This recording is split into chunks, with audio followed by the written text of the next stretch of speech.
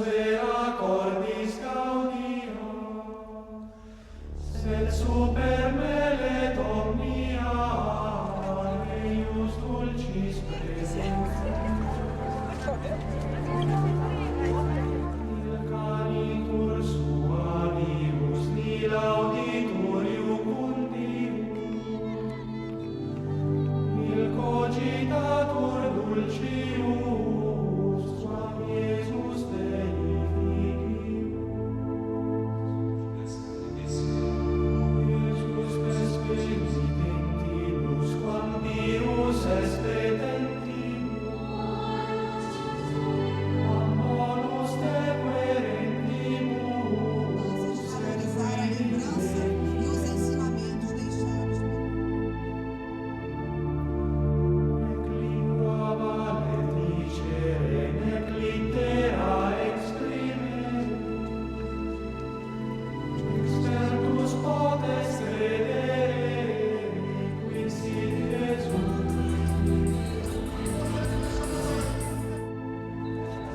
Sit nostrum gaudium, qui es futurus premium,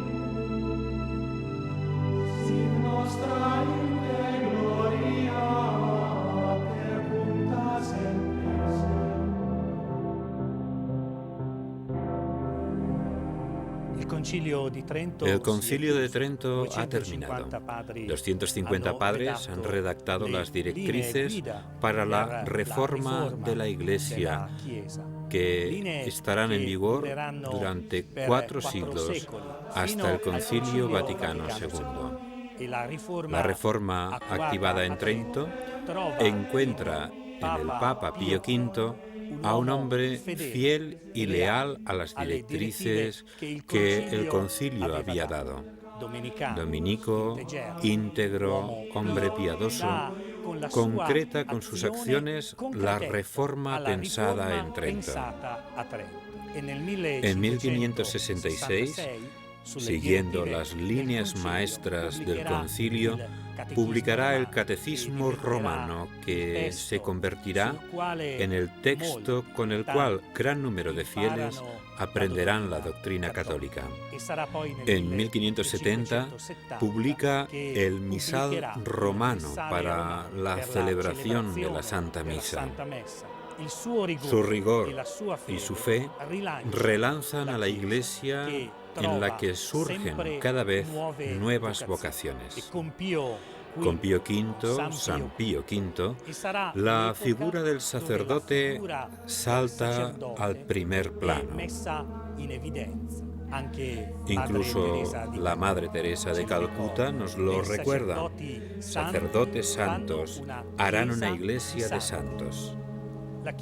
La Iglesia reformada en Trento encuentra nuevo empuje, nueva credibilidad. Y cuando en 1570 la isla de Chipre es conquistada por el ejército islámico, Pío V puede solicitar ayuda a toda la cristiandad. Precisamente porque la Iglesia reformada en Trento tiene una nueva credibilidad para unirse en la defensa del corazón de Europa. En 1571, en Lepanto, la flota naval cristiana, con los galeones construidos en Venecia, vence a la flota islámica. El Mediterráneo recupera la paz para que los mercaderes y las ideas puedan cruzar de una orilla a otra con serenidad y tranquilidad. En su momento, Lepanto significa la derrota de quienes deseaban un Islam militarizado que se impusiera con las armas, que fuese imposible la convivencia pacífica entre las creencias. El Islam armado es derrotado. El fundamentalismo no gana nunca. Las armas no pueden imponer una fe. En esta derrota está también la victoria del concepto de democracia, en el que caben tanto la tolerancia como la reciprocidad. es decir, la posibilidad de que otros credos convivan con el propio, así como que se permita llevar signos y disponer de lugares de culto abiertos en los que manifestar la propia fe. El modelo de obispo que nació de la Reforma de Trento tiene ciertamente como ejemplo a San Carlos Borromeo, de la diócesis de Milán. Una de las principales indicaciones del Concilio de Trento fue que en cada diócesis se fundaran seminarios para la formación de nuevos sacerdotes. Es el año 1564. San Carlos Borromeo funda el Seminario Mayor siguiendo la Reforma de Trento y relanza la necesidad de que el obispo esté cerca de sus sacerdotes. Durante la peste de Milán de 1576, San Carlos Borromeo permanece cerca de todos sin preocuparse del contagio. El santo mismo cura a los apestados. Muere a los 47 años. En 1584 es enterrado en el corazón de la Catedral de Milán, en una capilla realizada íntegramente en plata. San Carlos Borromeo es un ejemplo concreto de lo que significó para la Iglesia la Reforma de Trento, volver a acercarse a todos. Ya no una jerarquía con sus privilegios, sino un pueblo de Dios único, unido por sus pastores.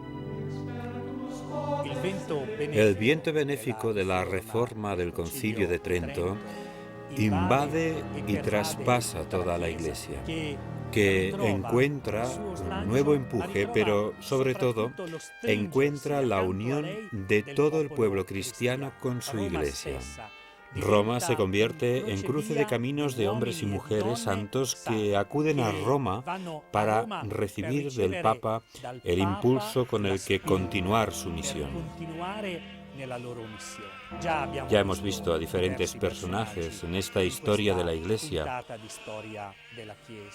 Recordamos entre todos ellos a Ignacio de Loyola, pero no podemos olvidar que en Roma trabaja también otra gran figura, San Felipe Neri, el cual funda un oratorio donde se forjan y fusionan importantes personalidades.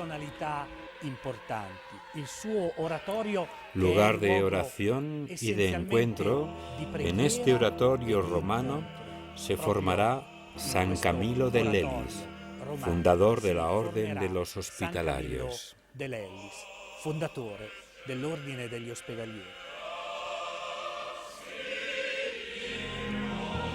En el año 1550, en una región del centro de Italia llamada Abruzzo, nace Camilo de Lelis. Tras un pasado como soldado y jugador de azar, se convierte en 1575. Afectado por una enfermedad que le produce llagas, entra en contacto con el mundo de los hospitales y el sufrimiento de los enfermos. En el año 1584 es ordenado sacerdote. Aquí, en Roma, en la pequeña iglesia de la Magdalena, estará el centro de su gran comunidad. En 1586, el Papa franciscano Sisto V aprueba la Compañía de los Ministros de los Enfermos, sobre la que se fundará la Orden de los Padres Camilos.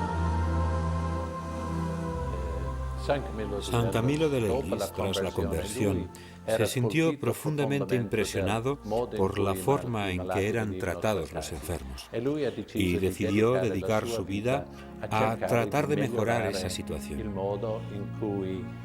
Decía que el conocimiento de Dios siempre llevará al amor de Dios, y si el amor de Dios es verdadero, siempre llevará al servicio. San Camilo atendió a las necesidades de su época con un espíritu extraordinario. Nosotros, en la actualidad, tenemos que tener ese mismo espíritu, el mismo entusiasmo por las cosas de Dios, por el pueblo de Dios y por aquellos que sufren que tenía San Camilo. Pero no podemos hacer lo que hizo él hace 400 años. Tenemos que responder a las necesidades actuales. Camilo no ha descubierto nada nuevo. Se dio cuenta de que había una parte del mensaje de Jesús que se había descuidado, es decir, su amor, una inmensa compasión por los enfermos. El ataque a la Iglesia Católica comienza dentro de la misma Iglesia por parte de un fraile como Lutero. Y la respuesta, el Concilio de Trento, la reforma del Concilio de Trento, tiene como objetivo también empujar a las grandes órdenes religiosas para que redescubran y revivan las enseñanzas de sus fundadores. En Ávila, España, en un gran monasterio de monjas carmelitas que, como en otros lugares de Europa, se habían alejado de su propia regla, aparece Teresa de Jesús, Santa Teresa de Jesús. Como Santa Catarina de Siena será nombrada doctora de la Iglesia.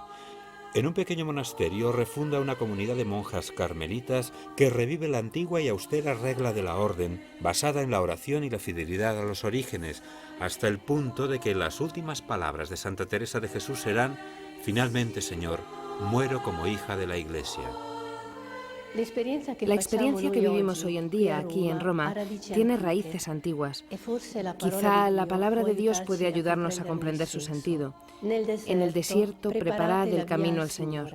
Este grito profético de la Escritura ha alcanzado e interpelado el corazón de muchos hombres y mujeres a través de los siglos hasta nuestros días.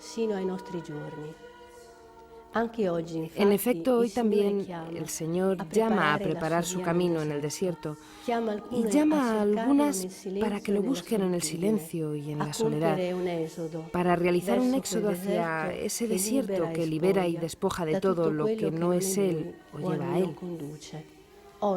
Hoy como ayer, con la ayuda del Espíritu Santo, el Señor sigue atrayendo a algunos al desierto para hablar a sus corazones.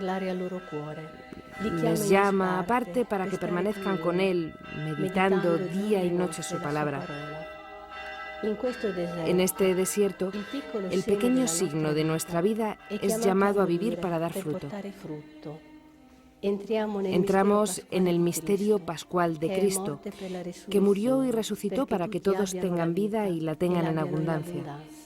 Mientras que a nuestro alrededor parece que crece en la indiferencia hacia Dios y el Señor parece el gran ausente de nuestra vida, Él sigue creando espacios propios, una clausura desierto en la que Él es el Señor, el tesoro escondido por el que vale la pena vender todo. El jardín que puede florecer porque está habitado con su presencia.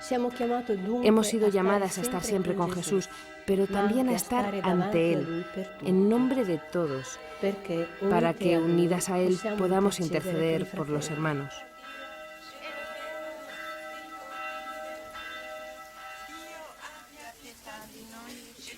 Hemos llegado a finales del siglo XVI. Como vemos en este mapa, la unidad religiosa de los cristianos se ha fragmentado. Aunque los católicos siguen siendo la mayoría de la población europea, por muchas zonas en el norte se han difundido los luteranos. El calvinismo ha arraigado solo en zonas muy concretas. En Francia, las tensiones entre católicos y calvinistas, que aquí se denominan hugonotes, desembocan en una terrible masacre en la noche del 24 de agosto de 1572, la noche de San Bartolomé, en la que fueron bárbaramente asesinados 20.000 inocentes. La noche de San Bartolomé es una masacre que no honra precisamente la historia de los católicos. Se necesitaron muchos años para recobrar la estabilidad y el equilibrio entre los cristianos en Europa, pero sobre todo en Francia. La plasmación de esta pacificación tiene lugar en la iglesia de Saint-Denis. El rey Enrique IV de Borbón abjura de la fe calvinista y retorna a la fe católica. Más al norte, en Holanda, en 1618, tras una larga y agotadora guerra entre las diferentes facciones, el país escoge el calvinismo. Y bajo el influjo del pensamiento calvinista en Inglaterra nace la corriente puritana dentro del anglicanismo que, perseguida, deberá abandonar la isla para encontrar su hogar en América del Norte. Pero, como hemos visto en el capítulo anterior, la Iglesia Católica es misionera. Entre los hombres santos y grandes que podemos recordar, hay un nombre que destaca: es Francisco Javier, que desde la India alcanza Japón para luego llegar a China llevando el Evangelio y la salvación de Jesús. Pero tras él, muchos otros pusieron pie en África, en Sudamérica y en otras zonas de Asia para llevar este anuncio de amor y de salvación.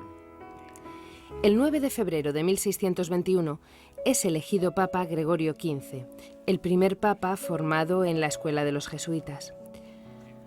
Uno de sus primeros actos fue reglamentar rígidamente la elección del papa. Y el segundo, no menos importante, fue la fundación de la Congregación de Propaganda Fide el 6 de enero de 1622, con la bula Inscrutabili, que se firmó el 22 de junio de 1622. Será también Gregorio XV, con su gran espíritu reformador, quien canonice a Teresa de Jesús, Isidro Labrador, Ignacio de Loyola, Felipe Neri y al gran misionero Francisco Javier el 12 de marzo de 1622. El Papa Gregorio XV funda la Congregación de Propaganda Fide porque se ha dado cuenta de que es necesaria una autoridad, un centro que coordine toda la actividad misionera. Y los medios que emplea Propaganda Fide son los vicarios apostólicos, los obispos nombrados por el Papa para estos territorios y la multitud de misioneros que, ofreciendo su propia vida al Señor, anuncian el Evangelio. No se puede hablar y comprender la actividad misionera en general y especialmente en la actualidad, al comienzo del tercer milenio cristiano, sin referirse a lo que la fundamenta y que explica también sus motivos y finalidades. Los cimientos están en el mandato del Señor, el cual, antes de subir al cielo, encargó a sus apóstoles y a sus discípulos que fueran por todo el mundo y predicaran la buena noticia a todos los pueblos, hasta los confines de la tierra. Mandato que la Iglesia ha asumido siempre como suyo y al que ha obedecido siempre desde el principio, como testimonian los hermosos relatos de los hechos de los apóstoles. La historia de la Iglesia en estos 2000 años es el testimonio más auténtico y concreto de cómo misioneros y misioneras, en respuesta a la vocación recibida del Señor, han dejado todo por difundir el mensaje de salvación a todos los hombres. Id y predicad, es decir, llevad la buena noticia, testimoniad que Cristo está vivo, que el Señor de la historia sigue derramando sobre los hombres su perdón y su misericordia. Desgraciadamente, aún en la actualidad, este testimonio se paga en muchos casos con la propia vida, aunque la mayoría de las veces lo que hay es un consumirse lento y silencioso de estos misioneros que dan su vida día tras día, momento tras momento, por los hermanos y hermanas a quienes anuncian el Evangelio del Señor.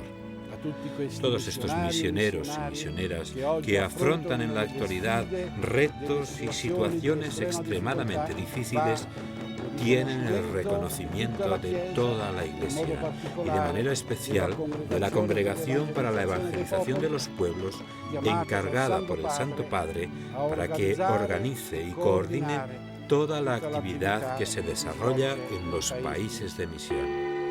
Gracias a misioneros como Francisco Javier, la Iglesia Católica se expande en Asia. En el Japón de principios del siglo XVII había más de 300.000 católicos. Esta creciente presencia es sentida allí como un peligro hasta el punto de que los 300.000 católicos fueron exterminados. En la misma época llegan a China procedentes de Macao dos jesuitas, los padres Michel Ruggeri y Matteo Ricci. Lograron la confianza del emperador de China presentándose más como hombres de ciencia que como misioneros que hablaban chino y respetaban la historia y tradiciones de aquel gran país, Así tuvieron libertad para predicar. En aquellos siglos, los misioneros, sobre todo jesuitas y dominicos, se dedicaron a trabajar en dos ámbitos. Por un lado, protegían, sobre todo en Sudamérica, a los indígenas de la violencia con que eran explotados por los colonizadores. Por otra parte, trabajaban por resolver y aliviar el gran problema de los africanos esclavizados en las plantaciones. Un jesuita, Pedro Claver, ordenado sacerdote en 1616, decide ocuparse de los esclavos africanos. La Iglesia lo declaró patrón universal de las misiones entre los pueblos de raza negra. Precisamente los indígenas y los africanos son llevados a estas tierras americanas y son tratados como bestias, esclavizados de la manera más brutal. Probablemente tengamos todavía en la retina las imágenes del Papa Juan Pablo II durante el gran jubileo del año 2000, en las que abraza la cruz pidiendo perdón por todas las veces que la Iglesia en aquel tiempo no supo alzar su voz en defensa de estos pobres, de estos esclavos, y en las que también ofrece el perdón por las ofensas que ha recibido la Iglesia, incluso en tiempos recientes. Ese gesto de Juan Pablo II a los pies de Jesús es el signo concreto de la unidad de la Iglesia en la figura de su pastor, el Papa, vicario de Cristo en la tierra. Y volviendo a aquella época, la figura del Papa tiene en el cardenal jesuita Roberto Bellarmino a su incansable defensor. Durante 30 años, los estados europeos se han enfrentado hasta concluir con la paz de Westfalia en 1648. Este periodo ve el ascenso de Francia como potencia a costa de España. Y precisamente a partir de 1600, en Europa se instaura un nuevo modelo de poder. Es el poder absoluto, como lo definió Luis XIV en 1665. El Estado soy yo. Este modelo de poder absoluto, el absolutismo, dominará durante más de 100 años la escena política europea. Y será el origen de una agresiva y violenta reacción que veremos en el próximo capítulo de la historia de la Iglesia Católica. Se llamará Revolución Francesa.